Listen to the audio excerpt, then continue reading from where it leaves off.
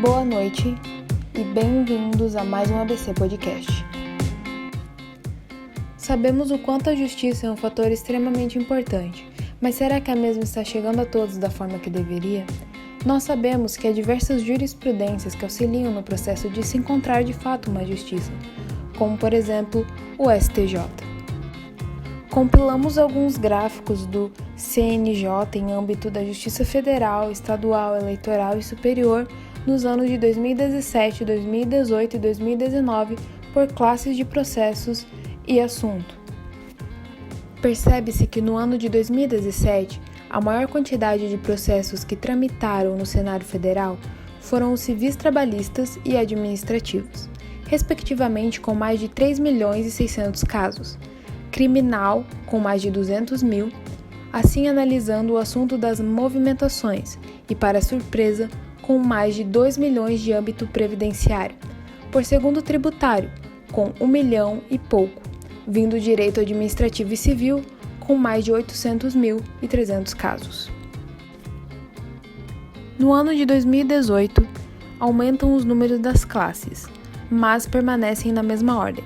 Já nos assuntos, temos um aumento de processos administrativos, com mais de 977 mil, caindo o tributário para o terceiro, com 924 mil. Assim como nos outros 2 anos, em 2019, houveram mais casos no Superior Tribunal de Justiça e nos processos civil e do trabalho, com quase 400, mantendo o terceiro lugar no ano anterior. Tivemos 6 mil, praticamente o dobro em processo eleitoral. Nos casos de movimentações mais específicas, tivemos mais 200 mil casos novos de direito do trabalho e em direito civil tivemos mais de 110 mil. E em direito penal tivemos 97 mil. Podemos observar, então, que houve sim um aumento de número quanto às classes processuais anteriores, assim como significativa diminuição quanto ao assunto destes. Com isso, nós do ABCcast entramos em contato com o Procurador da República, Flávio Pavlov da Silveira, com algumas perguntas para saber sua opinião do que poderia auxiliar a nós entendermos um pouco mais de toda essa questão. Infelizmente, ele apenas conseguiu nos responder através do e-mail, porém, com o auxílio de Melina da nossa equipe, nós conseguimos formular suas respostas para reproduzirmos aqui.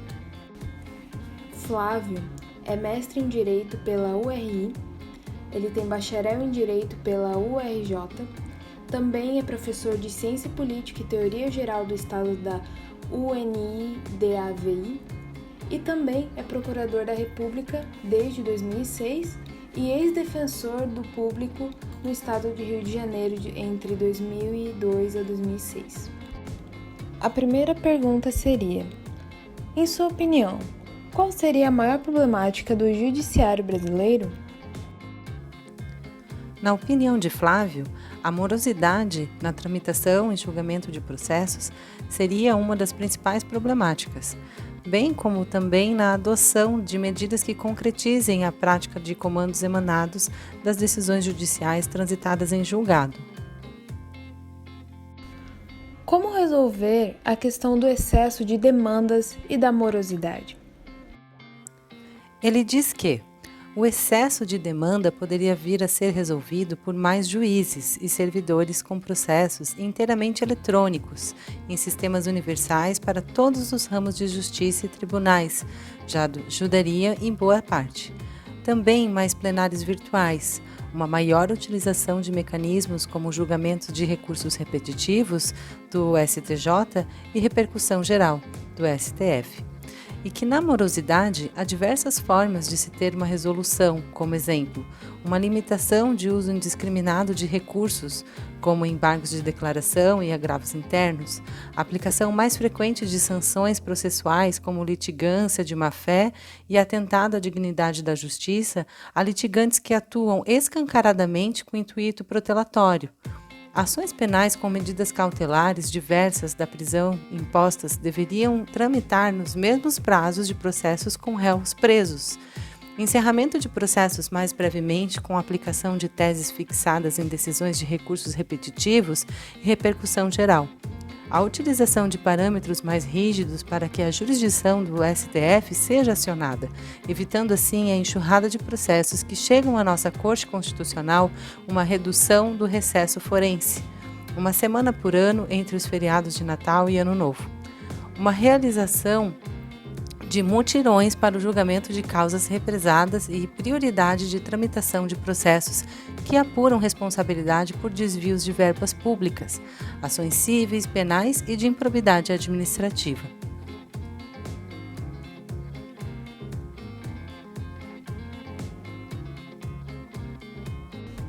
O judiciário brasileiro tem muitas vias recursiais? Como equalizar o acesso ao judiciário e a utilização abusiva dos recursos? Ele acredita que sim.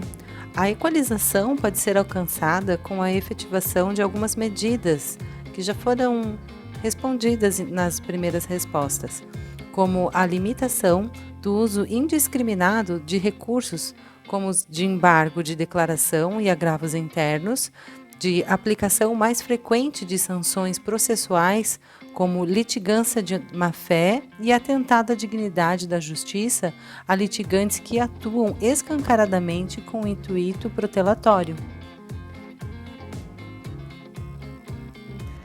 Como você vê a questão da judicialização da política e do ativismo judicial?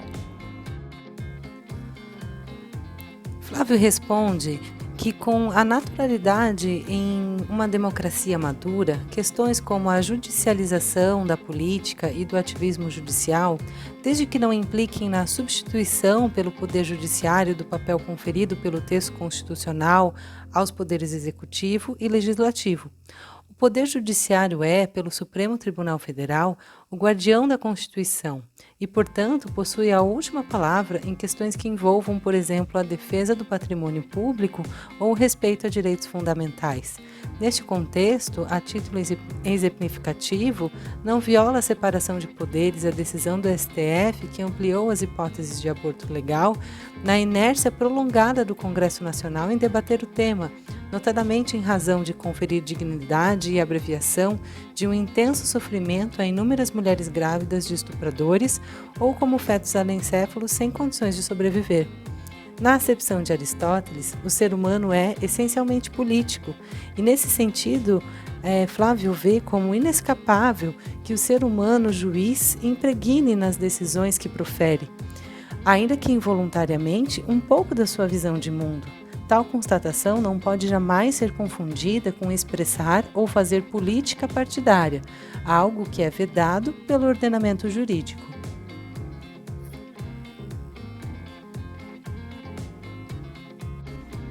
Qual é a perspectiva do futuro do judiciário diante da Revolução 4.0 e as novas tecnologias? O procurador enxerga o uso de novas tecnologias no judiciário como uma prática extremamente positiva, já que pode-se utilizar de instrumentos como os processos eletrônicos, videoconferências, plenários virtuais e realizar pré-seleção de minutas de peças através de inteligência artificial. Também há a otimização de rotinas, fluxos e metas. Tudo isso torna a prestação jurisdicional verdadeiramente mais célere.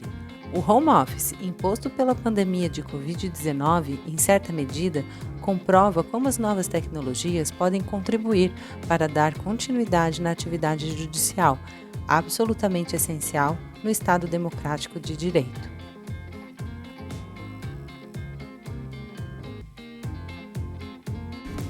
E com isso, finalizamos mais um ABC Podcast. Obrigada a você por ter nos ouvido até agora e até o próximo.